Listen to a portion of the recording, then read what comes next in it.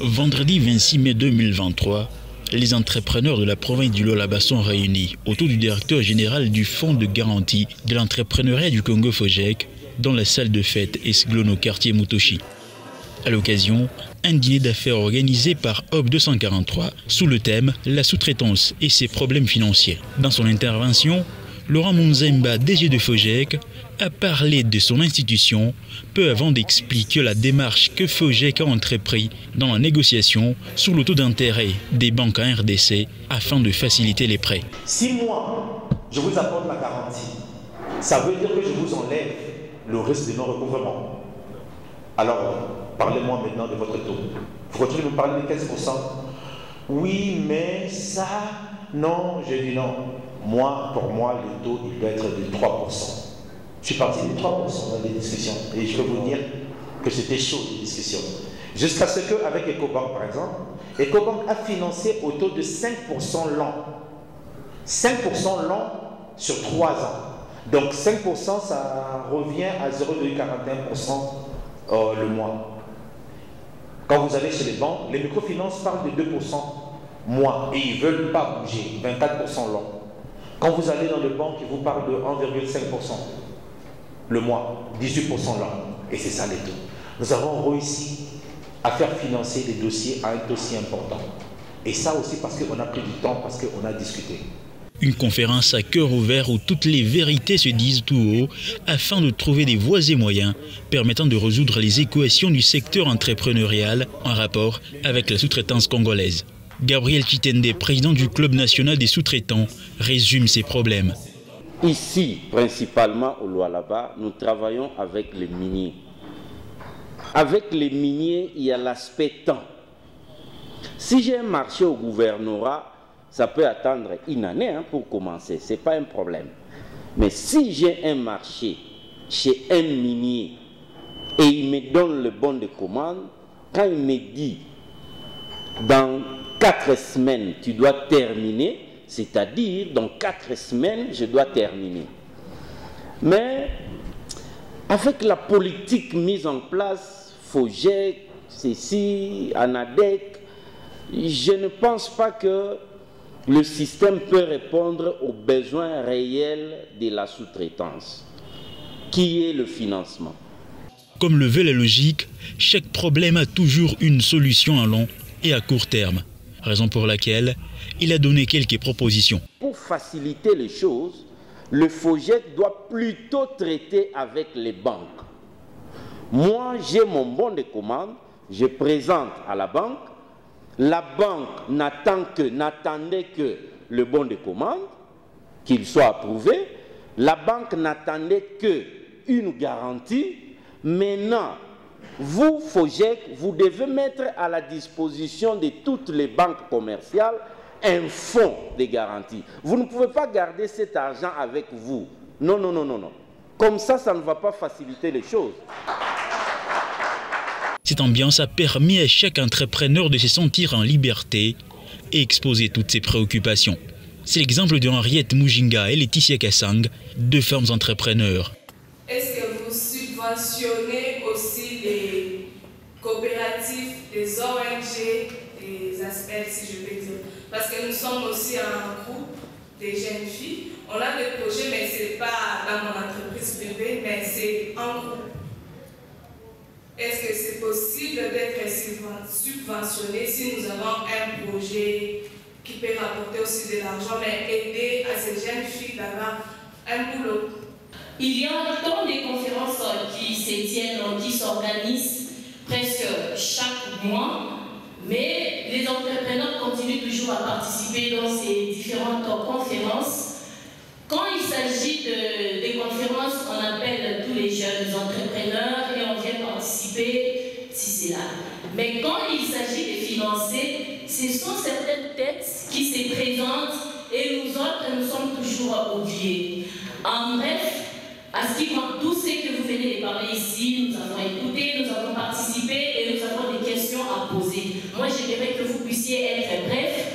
Quand est-ce que vous allez financer cet argent? Parce que moi, j'aimerais être aussi un témoignage vivant, que je sois répertorié déjà dans les premiers lots. Très réceptif et serein, Laurent Munzemba n'a ménagé aucun effort pour tenter de satisfaire ses interlocuteurs. Madame Laetitia Kassang, Madame dit, moi je dois être dans le premier lot. Sinon, elle a insisté en disant, je veux être un témoignage vivant. Ça, quand j'entends ça, j'adore les témoigneurs vivants. J'ai mes analystes ici. Jean-Cyr Léon. Madame Laetitia Kassang veut être dans le premier lot parce qu'elle doit être un témoignage vivant. Donc les gars, si vous me faites perdre le témoignage vivant de Madame Kassang, vous aurez chaud. Elle est là, elle a dit, hein. Donc, Madame Mati, vous avez du boulot. Ah, ça c'est vous, hein. Vous voyez ça, elle est là, il y a la LADEC qui va l'aider à faire son projet, mais elle doit être le témoignage suivant. Donc Madame, c'est bien entendu. Selon lui, cette rencontre qui tombe à point nommé était d'une importance capitale. Le sujet du financement, c'est un des problèmes majeurs que les entrepreneurs rencontrent au pays et surtout, à plus forte raison, les sous-traitants.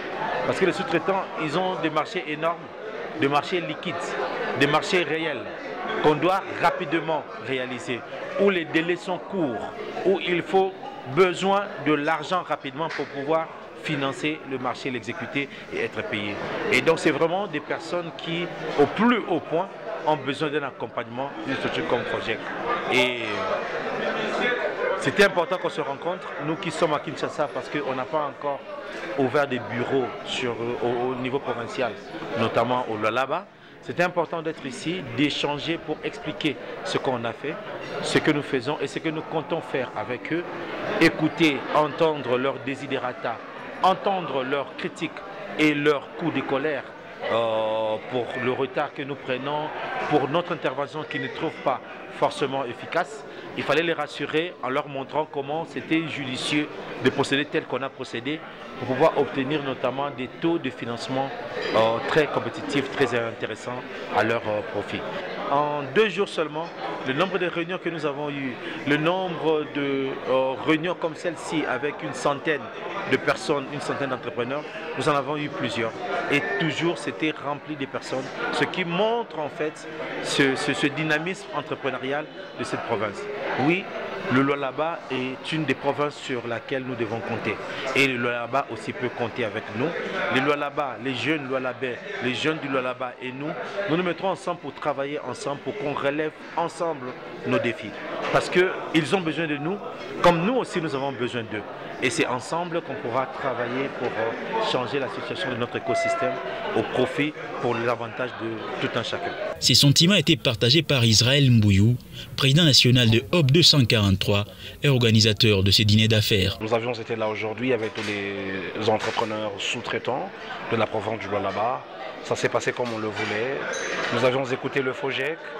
Ils ont écouté les desiderata des sous-traitants et je pense que nous avons posé les bases sur lesquelles nous allons marcher et demain, n'est-ce pas, créer une chaîne de valeur qui va bénéficier à l'éclosion désormais de la classe moyenne congolaise. On devient grand quand nous nous soudons les coudes. Les Libanais, les Indiens, ils viennent chez nous ensemble, en groupe.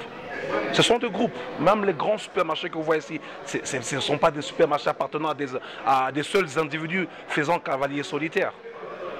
Nous devons nous mettre ensemble, nous devons marcher ensemble, nous devons nous souder le coude pour que nous fassions une force qui va essayer de bouger les lignes. Le vœu du chef de l'État, Félix Antoine Tshisekedi Tshilombo, est de créer des millionnaires congolais. Selon Laurent Munzemba, Félix Tshisekedi mérite une deuxième chance. L'année électorale, c'est le moment où il devra vous expliquer qu'il a fait ce qu'il vous avait promis, il a fait ce pourquoi il était là et qu'il mérite un second mandat. C'est totalement logique. Alors nous, le FOGEC, pour ce qui est entrepreneuriat, pour ce qui est financement de l'entrepreneuriat, c'est aussi important de vous dire ce qu'il a pu faire, ce que nous avons réalisé sous son leadership, pour pouvoir comprendre qu'il est loin, mais il travaille pour vous, il travaille pour le Congo, il travaille pour le Congolais, il travaille pour l'entrepreneur congolais. Donc c'était important d'avoir cette occasion pour vous dire déjà que le chef de l'État mérite un deuxième mandat pour qu'il puisse continuer dans son leadership à réaliser ces projets si importants, ces choses qui n'ont jamais existé dans notre République. Un fonds de garantie, un fonds qui s'occupe du financement ou d'accompagner les entrepreneurs congolais au financement. Pour sa part, au nom de sa structure dénommée ARP 243, dont Israël Mbouyou affirme œuvrer dans l'optique de créer des millionnaires au pays. C'est possible, je l'ai dit au président de la République, je ne veux pas déchanter, je le dis encore. En attendant le pouvoir, il faut agir et nous sommes là en train d'agir. Tout ce que nous essayons de faire, quelqu'un penserait peut-être que c'était quoi? La province, le gouvernement? Non. C'est de l'argent dépensé, l'argent mis à contribution pour rassembler les entrepreneurs, leur montrer qu'il y a une opportunité. Le FOGEC est là pour aider les entrepreneurs à aller de l'avant. N'est-ce pas là une bonne manière déjà de commencer en amont, de créer cette classe de millionnaires dont j'ai annoncé? C'est dans une ambiance conviviale que s'est clôturé ce dîner d'affaires qui augure à une réussite du secteur entrepreneurial.